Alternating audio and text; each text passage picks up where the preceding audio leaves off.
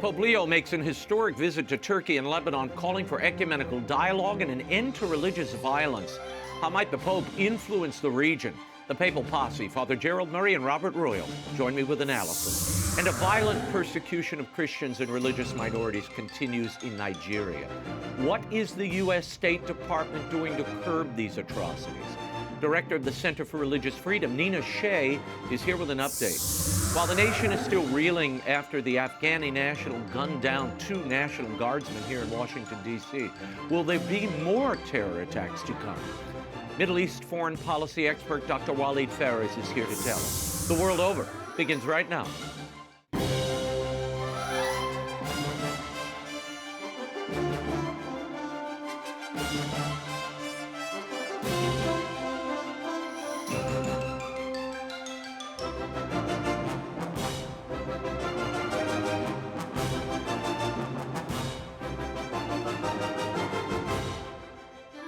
Now, Raymond Arroyo. A warm welcome to all of you joining us in the United States and the world over. An important show for you this week.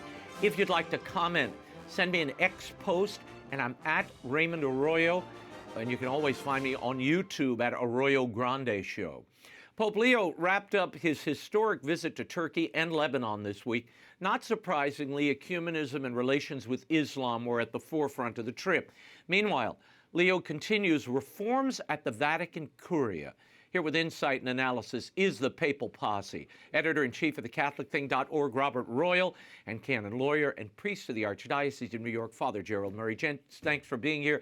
I have to start with the release of this years-long Vatican study of the female diaconate. 5 years after it started, the Commission has finally released their findings.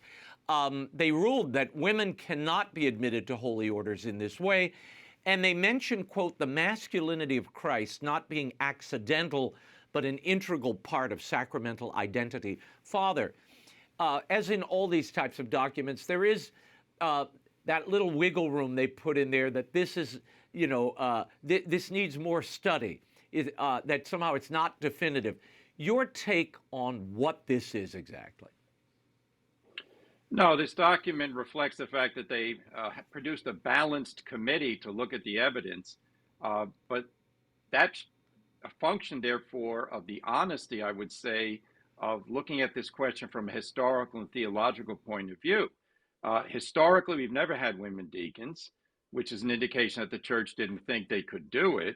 And then if you look at the evidence that's given theologically, it comes down to the nature of the incarnation. Christ became incarnate as a man, and then he gave the sacrament of holy orders, the priesthood, the episcopate, and the diaconate to men. The church understood that from the beginning. Therefore, this committee ruled that way. Now, what I like about this document is it confirms what we've always known, because the church has never ordained women as deacons. So that's a good thing. The idea of studying it further, maybe that's just a bureaucratic means of saying people aren't happy about it, stand by. But I think they'll be standing by for a long time. Yeah, Bob, wasn't it a definitive ruling of the magisterium, sacred scripture, as well as tradition, long before this commission convened, that you couldn't ordain women to any holy orders? Well, they mention in the document that there are 2 passionately held theological positions. And obviously, what Father just said is true, that we just know that it's never been the case that women have been ordained to the diaconate. Now, the theological difference they're claiming is that some people say that the diaconate is not one of those stages toward being ordained a priest. And of course, there are permanent deacons, mostly in the United States and in the West more generally. But just because there's a theological difference doesn't mean there can't be a decision made. And I think that what the decision is good. It reaffirms, as I think every truthful study will show, that we simply can't ordain women as deacons. But at the same time, I think it's a political decision. And that slight door that's left open that you mentioned, Raymond, I think that's just there so that people won't be too outraged. But in a way, I think this is inviting further difficulties, because if you said the door is closed, case closed, then it's settled, and that's that. If you say, well, but we can study this forever, I mean, everybody who's on the other side of this is going to be agitated forever and say, we hope that some year or someday, I've been joking that maybe in 3025 with another millennium of study, maybe they'll come up with a slightly different view. I mean, it's not going to change. It's one of those things that has been settled for so long Yeah. and lived for so long in the church that I just don't see how you can do anything other than arrive at the conclusions that this committee thankfully arrived at. Yeah. Well, we have a lot to unpack from Pope Leo's visit to Lebanon and Turkey. Something that struck me, and probably longtime viewers of the show, was this warning that the Pope issued about a new Arianism. A new Arianism present in today's culture and sometimes even among believers. This occurs when Jesus is admired on a merely human level, perhaps even with religious respect, yet not truly regarded as the living and true God among us. His divinity, his lordship over history is overshadowed, and he is reduced to a great historical figure, a wise teacher, or a prophet who fought for justice, but nothing more. Nicaea reminds us that Jesus Christ is not a figure of the past. He is the Son of God, present among us, guiding history toward the future promised by God. Father, your thoughts on what Leo is getting at here. Why invoke Arianism now?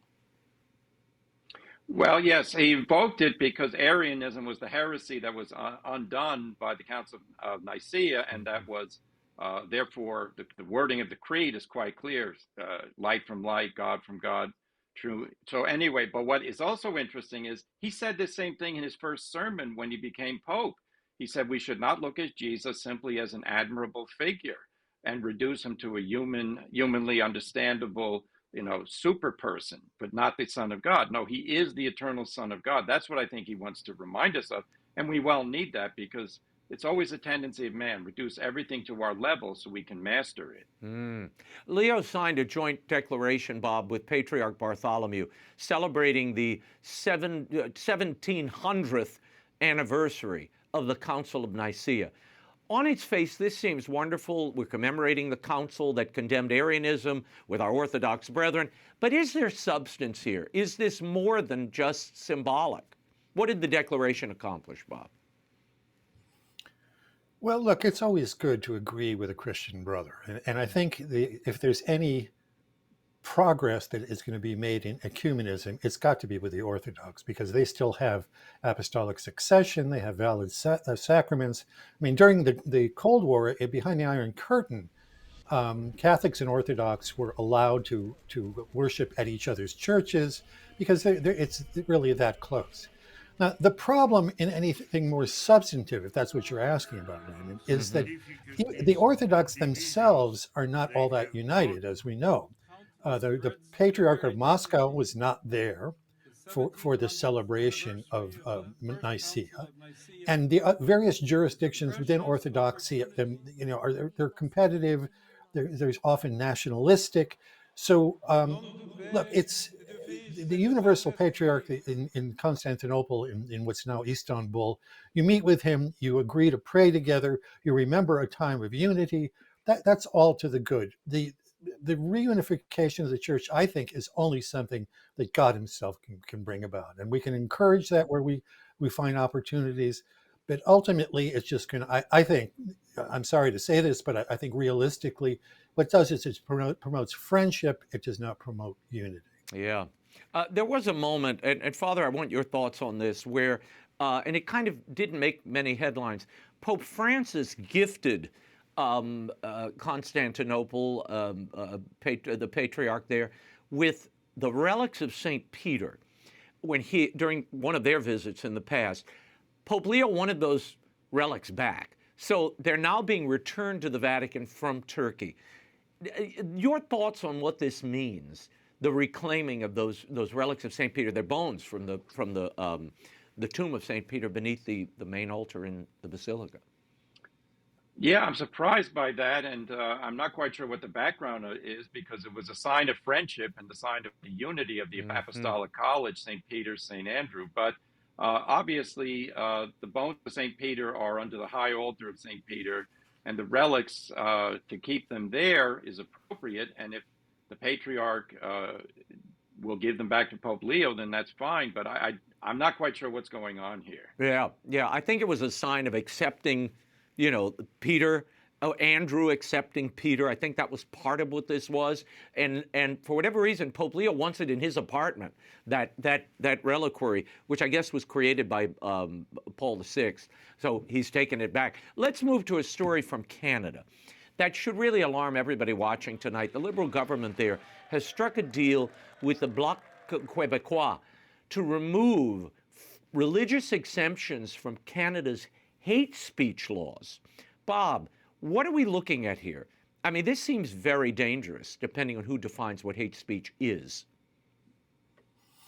Right. I mean, I don't believe in the concept of hate speech, by the way. I believe that there is speech which incites to violence, which ought to be controlled by the law.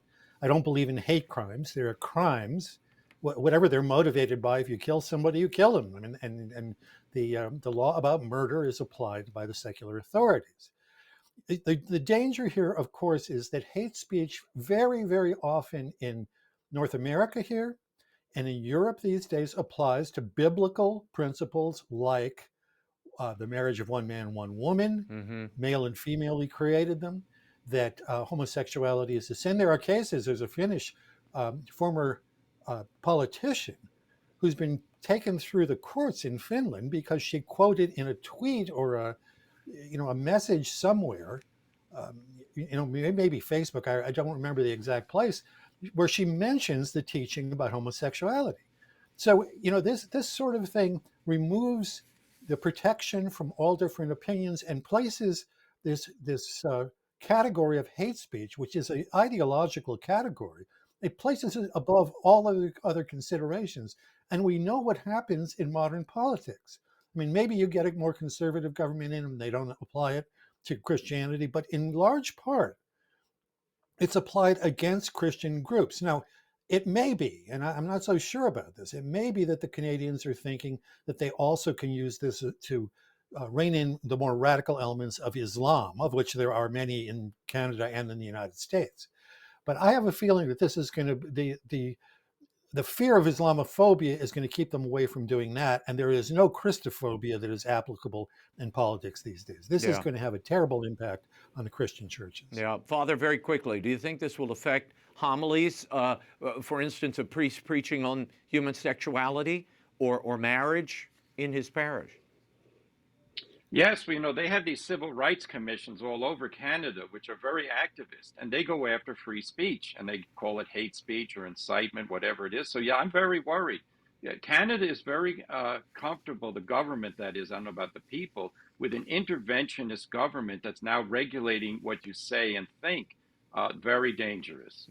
Okay, the International Society for Civil Liberties and the Rule of Law has issued a scathing statement linking the surge in violence against Nigerian Christians directly to what it calls the Vatican's inconsistent narrative.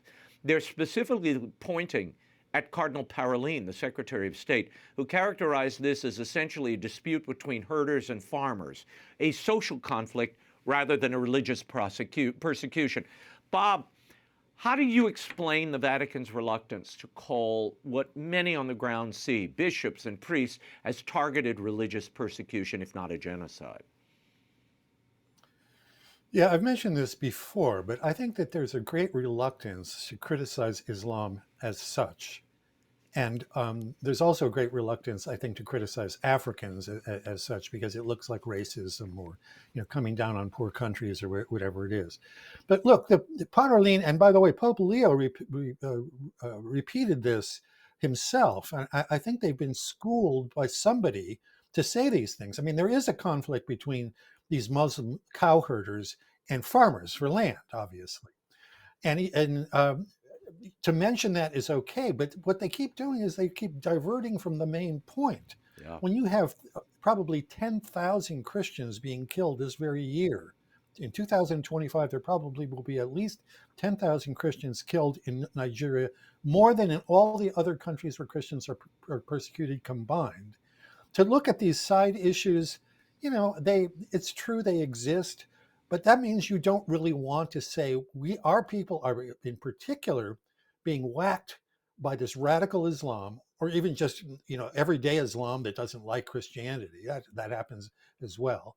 And therefore, you're making political statements to kind of smooth things over and not protecting your own people. I'm not surprised that Inter-Society, which is a very, very good source, by the way, I quoted in my book on 21st century Catholic persecution. They're a very good, careful organization, Christian inspired, that tries to tell the truth, gets the numbers.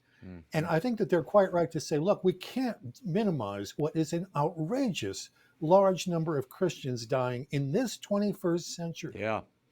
Father, it feels like the Vatican two-step on this thing. They come out very strong on the Middle East. They find full-throated condemnation when it comes to something like deporting criminals out of the United States and people who are here illegally. But then when you have a rabid, ongoing genocide of Christians because of their Christianity, the Vatican falls silent and says, oh, it's a herding conflict. Yeah, it's disappointing and short-sighted, to say the least, and it's not truthful. And what Bob says is true.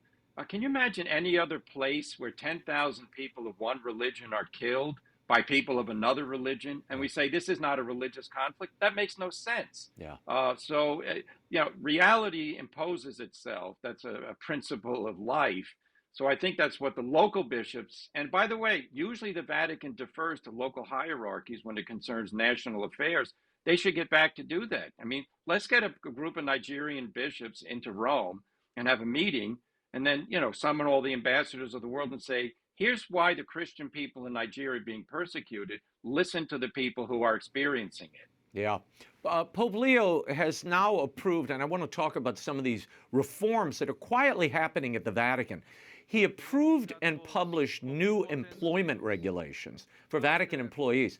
Now, we're talking about everything from a minimum 36-hour work week to a 5-year term limit for leadership positions, strict anti-nepotism rules, and even requirements that senior officials submit biennial declarations confirming that they hold no asset in offshore financial centers and no stakes in companies that contradict Catholic social teaching.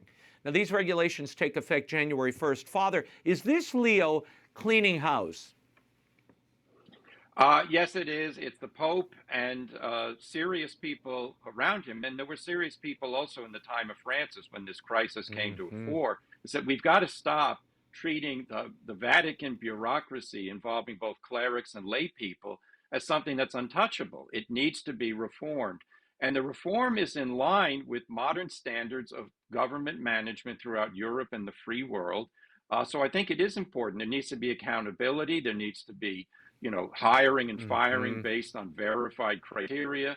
And then the money thing, there's a whole history. We know this from the Vati leaks thing. There's a whole history of people getting jobs because they know somebody. Yeah. It shouldn't be that way. Yeah. Bob, there was also, and this just broke today, there's also the story of the Pope eliminating a fundraising organization that Pope Francis had just created in February at the Holy See.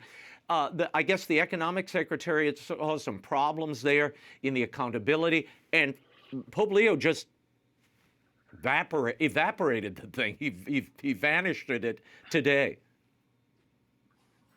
Yeah, I think all these are good signs. I mean, certainly there's nothing in here that anybody who's just familiar with the way that you run large organizations would object to. You have these tried and proven ways of managing things. And these are good signs that he's got getting a grip on some of these neuralgic points about the Vatican that we've been talking about this for years and years. We have. I mean, it's almost laughable when you have movies making fun of money laundering in a place like the Vatican and connections with the mafia and all that sort of thing. No. Yeah. But he ran the Augustinians for a while, so he has experience running things. He's run the diocese in Peru and Chiclayo. So maybe some of that past experience where he probably had more hands-on than Francis did, or maybe Benedict ever did. Benedict certainly was a great theologian and a wonderful human being. but as an administrator, he left a certain amount to be desired. So, Yeah. look, these are good signs. These a lot of these things may look like small matters to people, but these are the kind of things that make people begin to feel that there is an adult in charge. There's responsibility available in the Vatican now. To me, this is all good. Now, more from the Vatican. This is interesting. There've been a recent spate of documents coming out, including those doctrinal notes on marriage, Una Caro, the note on Marian titles, about the co-redemptrix, the note on monogamy and polygamy. There was a study on the transmission of faith, and a highly anticipated, of course, that final document on the women's leadership in the church. All of these, according to Father Armando Mateo, who's at the Dicastery for the Doctrine of Faith, fulfill what he calls a mandate given by the late Pope Francis. Father, Francis is gone. Leo is the sovereign pontiff now. Why is the DDF so concerned about carrying on the mandates of the previous pontificate, do you think? Well, it's obvious that Cardinal Fernandez, who heads the Doctrine of the Faith, is interested in publishing these documents. And the fact that they published these two documents on Marian titles and on marriage as being one man, one woman, the Pope Leo agrees to put them out there. But, my question is, we're in the time of synodality. We're expecting the final reports of the 10 commissions. Now, today, we get this thing on the women's diaconate. Yeah. Now, the Doctrine of the Faith is going to issue more documents. We're in a time of an explosion of documents from different areas saying different things. I think it's a time to just, pause. Let's have a, sort of doctrinal office pause and say, for the next 6 months, no documents. Let's simply figure out what is going to be the strategy here. Because right now, this constant issuing of documents, it's forcing everyone to say, well, who's the voice and what's the message? I think we're on overload right now. Yeah. Bob, it seems to me, Pope Leo dropped in the middle of the Jubilee year, so he was tied to all these public events, including the one in Nicaea. All of this was kind of predetermined before he ever arrived. And I think somebody convinced him that in the name of continuity, you have to continue, you have to finish the work of Francis. So he's kind of going through the motions and doing that. But around the edges, you see things starting to shift, as we mentioned in the employment standards, in the abrogation of this office that Francis set up. Do you see here Cardinal Fernandez at the DDF, trying to theologically box Leo in by issuing these documents in this way?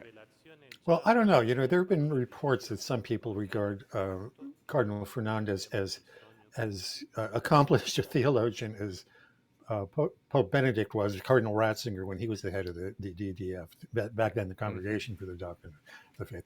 I don't see that. I mean, I look at his documents, I try to read them sympathetically, but it just seems to me that they just don't have the depth that, say, even a Cardinal Mueller would have had when he headed up that office. So, look, we don't know why Francis is having all these documents come out. We do know that he wants to give the impression, at least, of continuing in the way that Pope Francis did things, and he has given some indications of that. But look, we're looking forward in January. I think January 7th, in other words, at the end of the first week of 2026, there's going to be a consistory of the cardinals. And that, as we mentioned before, is quite a bit different from the way that Pope Francis operated. He did have a few consistories, but they were, one at the very beginning that was very controversial, and then he didn't want to have many for a while. I think that's going to be a very interesting point. If we find out what happens then, the way he treats the cardinals, does he give them a chance to really tell him some home truths?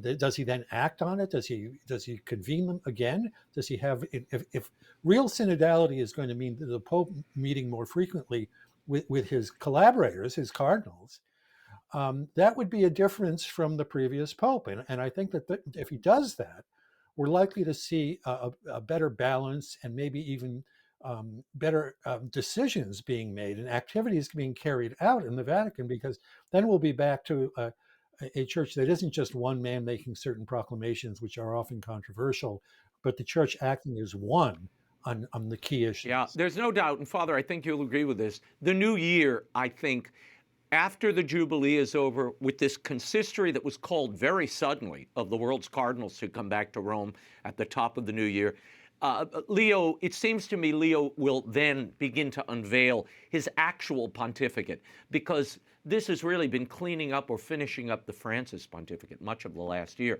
But so I want you to reflect on that and this. Yeah. There was an administrative action that was underreported, I think, last week at the Vatican, where they possibly ended the use of Latin in administrative operations. Now, in reality, new regulations have been issued to govern Latin's use, and the new rules give flexibility to the drafting of Vatican documents in languages in addition to Latin. The dedicated Latin language office has been reinstated at the Secretariat of State. Latin does remain a liturgical language, and it continues to be the official language of the church. But Father, this seems like one of these, again, it's the two-step. You have the option of finalizing your documents in Latin or not, but we're keeping Latin as our official language. What's really going on here? Well, what's going on here is a recognition of what Pope Francis actually did during his pontificate. You may remember, we used to be surprised because significant documents would first come out in Italian. Yeah. And then the Latin version would be published later. Now, that practice really reflects the fact that no work is done daily in Latin. Nobody's talking Latin or writing Latin memos to each other. That's all gone. Everything is basically done in modern languages. And then an official version would be translated to Latin and then, put into the Acta, which is the official register of Vatican documents. Mm-hmm. I think we're catching up with the fact, and this is a fallout from having a vernacular liturgy. There's no reason for trained seminarians, and hasn't been since the change into the vernacular, to learn Latin. I mean, you could compel people with little sympathy for learning Latin to learn it. In order to be a priest, you need to say Mass in Latin. Now, people that want to say Mass in Latin learn it, but most don't. So I think it's a recognition of reality, and I think it's good for the church that this happened. I'll say that not just because I'm an American. English is the lingua franca of the whole world. The Pope's trip to Lebanon and Turkey, everything was in English. Mm-hmm. Nobody complained that people couldn't understand what he was saying, because that's the language people understand.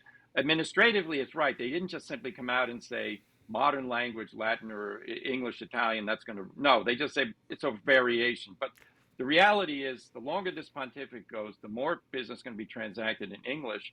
And I think, saying it just as an objective statement, that's good for the church. Well, I'm going to object a little bit and throw this to Bob before we go. My take on this, Bob, is that we lose the solidity of Latin, which is not as changeable and fungible as English or other vernaculars.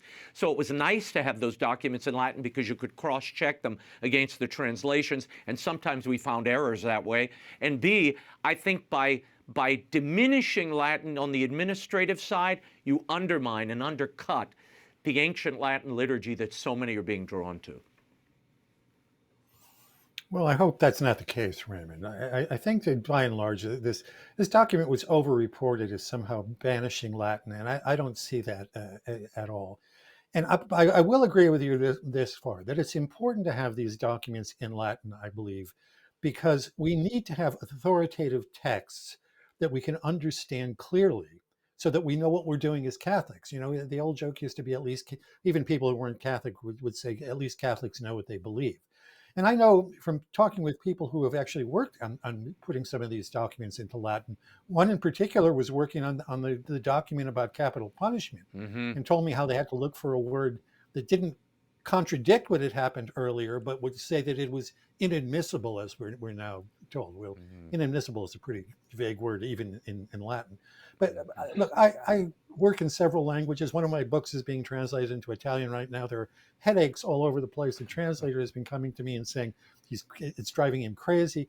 You need an authoritative text if you're going to go to something that that is important in the life of Christians in the world. And so there may be translations into Italian or French or English or whatnot, but to have an authoritative text in Latin gives us all a kind of North Star to navigate by. And then we can look at the translations and say, well, wait a minute, that suggests so-and-so in English, or it suggests so-and-so in French. A Latin text is an important thing, and as is a Latin liturgy. Well, it breaks my heart to have disagreement among our posse as we leave the segment, but we'll try to bring us back together on the prayerful posse over on Arroyo Grande. We have much more to get to, and we will this week. Thank you, gentlemen. We're going to leave it there. For commentary from Robert Royal and Father Gerald Murray, you can also visit thecatholicthing.org. Thank you. She's been tracking the persecution of Christians in Nigeria for years and one of the leading advocates for persecuted Christians around the world. The Trump administration recently redesignated Nigeria a country of particular concern vis-a-vis religious freedom. But what needs to be done now to protect those vulnerable communities? Here to discuss it all, Director of the Center for Religious Freedom at the Hudson Institute, Nina Shea. Nina, always great to see you. You recently testified to Congress about this situation in Nigeria. President Trump approved the CPC designation on October 31st. The next step after designation of this process requires the president to adopt a policy response. Can you give us a sense, first of all, of the scope of what's happening on the ground in Nigeria? And has the violence subsided at all since Trump turned the world's eye to this problem? Well, there's been a concerted, systematic, egregious, ongoing attack against the Christians, particularly in the Middle Belt or central area of Nigeria. Now, Raymond, the forces attacking them are Fulani jihadists, Fulani militias. These are nomadic Muslim militants who are coming in, not very sophisticated. They come in either walking or on motorcycles with AKs. The Christians have no guns. There's a very strict firearms act that prohibits the Christians and all law-abiding citizens from having guns. But the Fulanis are all armed with AKs, and they mow down the Christians in entire villages. There's also targeted kidnappings. And we heard recently, since this CPC designation, in fact, about 250 school children from St. Mary's Catholic School being kidnapped and taken into the bush. That means into this jungle-like area.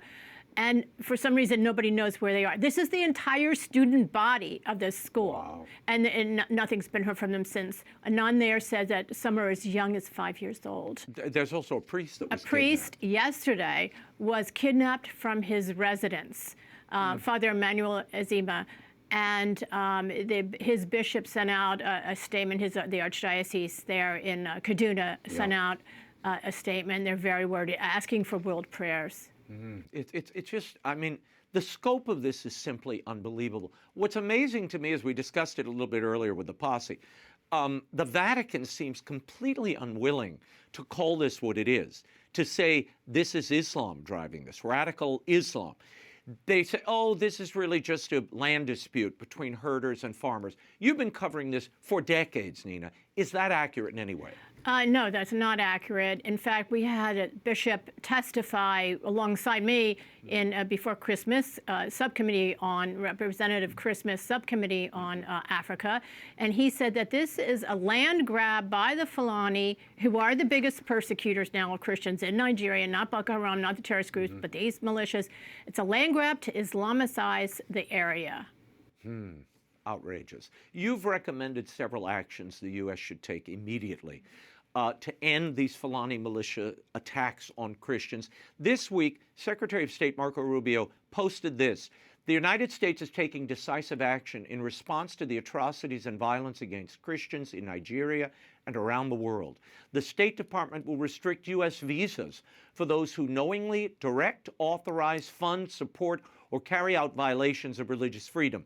This visa policy applies to Nigeria and other governments or individuals that persecute people for their religious beliefs. Nina, this was actually one of your recommendations. That was one of my recommendations. It's a great start.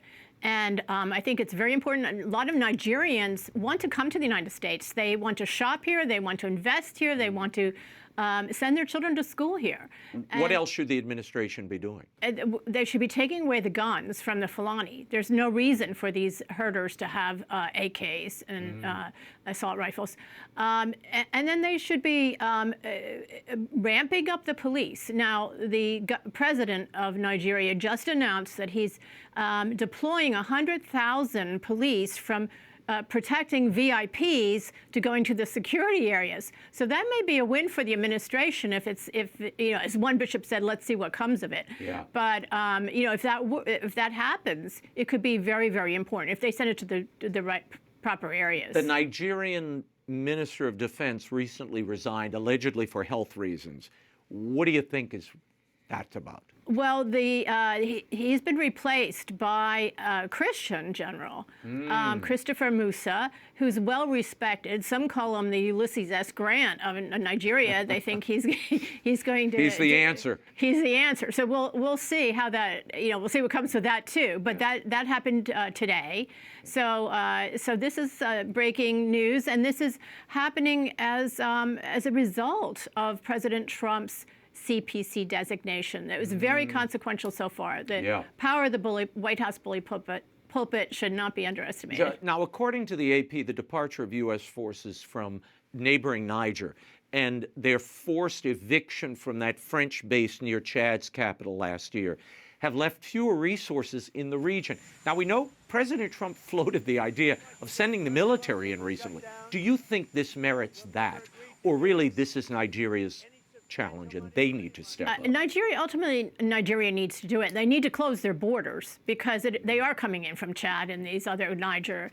And they need to take responsibility for protecting their own people, including their Christians. Before we run out of time, we've been covering for years now Jimmy Lai's trial in Hong Kong. This hearing that went on for 156 days, an extraordinarily long proceeding. The judges have yet to reach a verdict. We're all kind of in suspense, waiting. He spent 52 days on the witness stand. Here we are in December, no verdict. What is your assessment, first of all, of is a verdict imminent, do you think? And what would you tell us about the nature of this prosecution? Yeah, well, it's a very political prosecution. They want to suppress all independent thought and any activity outside the party that involves pro-democracy, free speech. And they didn't expect, I think, this backlash from the West. They didn't think the West would care about Jimmy Lai, one person. I met with his daughter, Claire, just a couple weeks ago. And the family doesn't expect a verdict until after the new year, and probably not a sentence till late in the spring.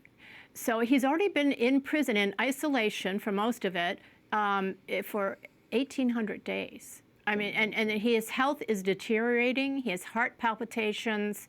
He has a number of chronic diseases at this point contracted or developed during his imprisonment. Wow. Well, we've got to pray for Jimmy Lai. I know his children, Sebastian, Claire, were here in Washington meeting with the press. They rallied support for their dad. They met with Texas Senator Ted Cruz. Now, Cruz has been very vocal about the case, having called for Jimmy's release when the proceedings began in 2023. How important was that meeting and Cruz and the Trump administration keeping pressure on China and Hong Kong? Yes, it's absolutely essential. They do not want their party and their brand tarnished by this coming out. They hope to suppress all news of it, and maybe that's why they're dragging out the verdict too. Maybe they'll hope he'll pass away in prison, and they will never have to say they convicted him. I hope not. I hope he's released. I hope he's allowed to leave Hong Kong, and he's a British citizen. Yeah, he should be returned to Britain at the very least. If they don't want him. Yeah. So and there's also a pastor, Protestant pastor, Ezra Jin, who is the father-in-law of my colleague at Hudson Institute, who was imprisoned just in the last month for preaching on the internet. And perfectly harmless. He's preaching the gospel. So he has not had a trial either yet. So we'll see what happens. But I think this is a bad sign that they want to eliminate anyone who raises their head or does something outside the party. You know, this should remind us of that very first Christmas when Herod sent the soldiers out in the fear that this child would somehow rise up. And we see the ongoing shadows of that all through time. But now with Jimmy, with Pastor Jin, and so many others, the brothers and sisters in Nigeria, even here in the United States and Canada, there clearly is an active persecution. Thank you for continuing to watch it, Nina. We'll have you back. And you can find Nina Shea's reporting on the persecution of Christians worldwide at hudson.org. Thank you, Nina. Thank you. Over on the Arroyo Grande podcast, I sat down with the legendary singer and actor Frankie Avalon. We had a wide-ranging, really career overview of his journey from a child prodigy, a trumpet player, to a teen idol and movie star, cultural icon, and how he landed that unforgettable role in Greece, which he turned down initially. Tell me about 1978. You're offered a role in Greece. You had seen the play? Had you seen the play? Yeah. So you were not keen on taking this teen angel role? Well, as I say, I was playing golf and I come off and my manager had the script in his hand and he said, Paramount wants you for this film. I said, what is it? He said, Grease. I said, what character? He said, teen angel. And I said, nah, pass. And I went and played backside. He said, they won't take, no, they want to talk to you about the, I said, okay. So I go in, Randall Klauser, the director, Alan Carr, producer, and we sit and talk to, why don't you want to do it? I saw the play. It's Presley. It's long sideburns. It's all in black. They said, we'll change it. Me. Really? Yeah. I said, no, I got a style. They said, we'll change it. So they put me all in white. I did Beauty School Dropout, No Graduation Day for You. So I sang it, Yeah. Not in Beauty School Dropout. Yeah. Not in No, you did it in your smooth style, romantic that style. was it. Yeah. And 50 years later, almost. 45. All right, 45. we're close. Yeah, close. People are still singing this song and loving that. Yeah. It's become iconic. What's the secret? If you had to say, this is the secret to maintaining a relationship over that time. And as you said, marriages have up and ups. Well, I think it's respect. Respect in what they do, what you do to each other and in life, period. She's an amazing woman. She's just wonderful. A great lady. Yeah. The full Arroyo Grande interview with Frankie Avalon is on YouTube at Arroyo Grande Show, or wherever you get your podcasts, Spotify, Apple, iHeart, and subscribe. Never miss an episode of the Arroyo Grande Show. It's free. So go to wherever you get your podcast or YouTube, Arroyo Grande Show. And of course, be on the lookout for Friday's installment of the Prayerful Posse. We're going to talk about the Pope's relationship with Islam, the ordination of women in the church that still is sort of an open question, and much more. Father Gerald Murray, Robert Royal, and myself go to Arroyo Grande Show, wherever you get your podcast or on YouTube. Last week's shooting here in D.C. by an Afghani national left one National Guardsman dead and another critically wounded who continues to fight for his life. Meanwhile, ICE illegal immigration raids are ramping up in high-crime cities like Minneapolis and New Orleans. What do these events tell us about the current threat level here in the U.S. homeland? And with analysis of that and more, I'm joined by foreign policy analyst, co-host of the War and Freedom podcast, Dr. Walid Phares. Walid, thanks for being here. I have to start with this tragic shooting of these two National Guard members not far from where I sit on the day before Thanksgiving. The shooter's a 29-year-old Afghan national who ambushed these guardsmen. U.S. Army Specialist Sarah Beckstrom died of her injuries. Staff Sergeant Andrew Wolf, as I mentioned earlier, remains in critical condition. Walid, what do we really know about this shooter, his history with the CIA, and his apparent radicalization here in the U.S.? The 3 points you made, Raymond, three things. The first, number one, that he was recruited by Afghan special forces in Afghanistan, trained by our special forces, allegedly retrained or used by our CIA. So he has a chunk of his history in Afghanistan. He fought in our ranks against the Taliban. Then he came to the United States, and that's the real question. The first real question: how did he come? Is it through the program of bringing those fighters here and resettling them? Is there a problem with the vetting? But the third point is the most important. While on U.S. soil, what is his history?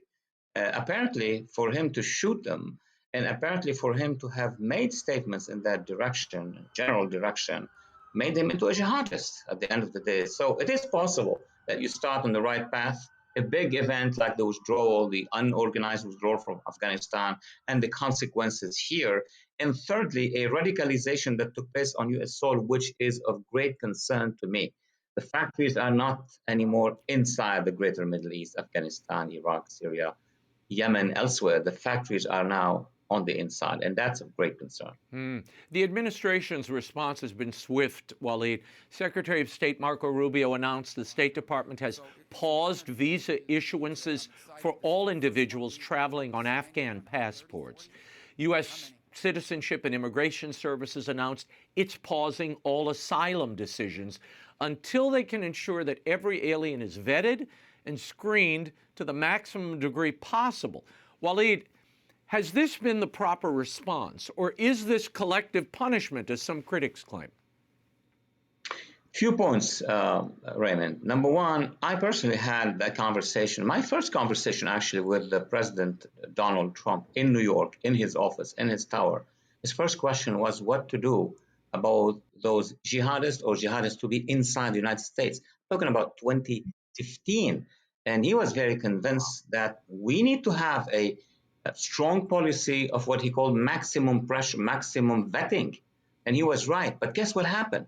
During the first mandate, as for many other issues, there was an intifada on him from within his own bureaucracy. His own agencies were not really carrying his policies, because we have wasted 4 years of a first Trump administration not being able. Our hands were tied up as an administration to go all the way of what he's doing right now. Now, the difference is now he has a strong cabinet. He has agencies with people who respond to his requests and orders. So we are on square one moving forward. At least we are moving forward. Yeah, here's the real question. What is it in Islam that allows this kind of, I hesitate to call it this, but it's what it is, this kind of double face, if you will. One where you're helping America, we're translating and we're fighting at your side, and then they come to America and suddenly they turn against us. What is it in Islam that facilitates that mindset, if you will? In general terms, before going into the details, I'm getting there in a second. I was surprised when I came in as an immigrant, right? Now, people forgot that I'm an immigrant who came 32 years ago. And I came already as a professor almost, and I taught Middle Eastern studies and Islamic studies and religious conflict. And here I realized that there is something wrong with our understanding of what it was. Because you're asking me, what is it about? And I saw that big problem actually, not just after 9/11, but before 9/11, and the crucial 10 years after the collapse of the Soviet Union. That was the next thing to deal with. But one of my conclusions is, yes, we can have a theological debate about what is Islam, what is Christianity, what makes this. But I have pinpointed, we have identified, a group of us at least, that there is a very specific ideology. It's not something in the air. It's called jihadism. It has controlled part of the Islamic civilization, as other extremists, like the Nazism, have controlled part of Western civilization. And that is where the problem, in the sense that the jihadists in general, their ideologues, we know many, many among them. I've studied them, and some are still alive. They convince their partisans, their supporters, so they convince those who start to believe in them that the ultimate goal, the absolute ultimate goal, is the creation of a caliphate, is the control of the world. I mean, that was also the call of the Bolsheviks, the Soviets, etc. So there is part of the story that many Americans are not yet getting because of our media or our academia. It is the concept of taqiyya. Now, many people keep talking about taqiyya, Taqiyya. It's deception, and it's part of the jihadist ideology. What it means in layman's term is that when you have to, you could say any story about why you need the help of the infidels. And in this case, what was the help? In the case of Afghanistan, but in many other countries, take us to America because we are persecuted here. Take us to America because we are persecuted here. We helped you there, so we can help you here. But if you already have been radicalized into a jihadist, you could simply say it. And once you get to where you want to go, revert back to your initial jihadist ideology. And it will be perfectly sitting, not even negated by the jihadists. They're not lying. They think that they're not lying. In fact, that's what they're doing actually, is deception. Wow. Yeah. I've heard of that doctrine. And again, that's part of the ideology that has overtaken the radical side of Islam. Governor Greg Abbott of Texas, Walid, announced 2 weeks ago, just prior to the D.C. shootings, that he designated CARE and the Muslim Brotherhood as foreign terrorist organizations. Governor Abbott stated the Muslim Brotherhood and CARE have long made their goals clear: to forcibly impose Sharia law and establish Islam's mastership of the world, just what you're talking about. What is your assessment of this really unprecedented state-level action by Governor Abbott? Let me start with us in the studio, your brilliant studio. We have discussed this many times, you and I, and of course other anchors and you with other experts. This is something that we lived actually, and I personally made it into my central academic experiences in my teaching of Middle Eastern studies. And this has a 31-year-old history on U.S. soil from the 90s, before and after 9/11, so on and so forth. The Muslim Brotherhood basically is the mothership. Just imagine in a science fiction movie, that's the mothership. Out of the mothership, there are other ships, spaceships, Al-Qaeda, Al-Jama'ah al-Islamiyya, HTS in Syria, since we have been speaking about it. And the mothership basically teaches the ideology. They have chapters, but that is not the most important thing they have. They are producing the ideology, and the ideology is being used by chapters of the Muslim Brotherhood, and then a second generation and a third generation. So what's within America is not just the Muslim Brotherhood, but at least it is identified either by the central agencies, who should be doing the same as Texas, but also now, and it's surprising to see that some states, now it's Texas, but it could be Florida soon enough. It could be other states. It could be 15 to 17 states. That would be very helpful. So the work of the administration from the top in designating 3 chapters, Egypt, Jordan, and Lebanon now, and we can talk about it, the speed of which, what we should do about it. But there is a bottom-up movement which is happening for the first time, and the governor of Texas has initiated this because states are closer to their ground, to their grassroots. So yes, in Texas, there is a clearly manifest presence of jihadists camouflaging as institutions. And when I said that, when I wrote that in my book 20 years ago, I'm glad I'm doing this interview now with you, Future Jihad, 20 years ago. Yeah. And there have been multiple versions of it. I was attacked by whom? By CARE. CARE said, Phares is Islamophobe because he's awakening the American public in an intellectual way to what we are doing. So have been attacked for years and for years. So starting there is important. What needs to be done at the national level is a campaign of awareness for the American public to understand what is that ideology, how can you identify it, and just not panic, just have a plan, a strategic plan to go about it. And in my view, conclusion is education. It's the classroom, it's the schools. That's where we should start. Yeah. Also in Texas, there are concerns over proposed Islamic communities, Walid. In Epic City, now rebranded as the Meadow, this is a 402-acre development in unincorporated Collin and Hunt counties in Texas that would include over 1,000 residential units, a mosque, a K-12 faith-based school, community college, commercial developments. Governor Abbott has launched multiple investigations. There's also a massive 150,000 square foot Islamic center in Houston. Your thoughts on these developments? What's the legitimate concern here versus what could be religious discrimination? No, absolutely. It's a great question. And I'm glad that you are asking it, because that should have been done if not in 91, 92 after the collapse of the Soviet Union, but at least after 9/11. I've been in discussions with DHS, FBI, all this stuff. But then came 8 years of the Obama administration, followed 4 years later by the Biden administration, which has frozen and stopped this debate. So it's like you and I are discussing now. We are in 2012, 2011, 12. We lost a lot of time in that debate. But in a short discussion, I make a distinction between normal, natural growth of communities. And America is a land of opportunity. You want to have a religious center, have. You want to buy a lot of land, buy. That's not the problem. The problem is who is in control of it, what they are saying, what they are doing. And the concern is that the Brotherhood and other jihadists are the main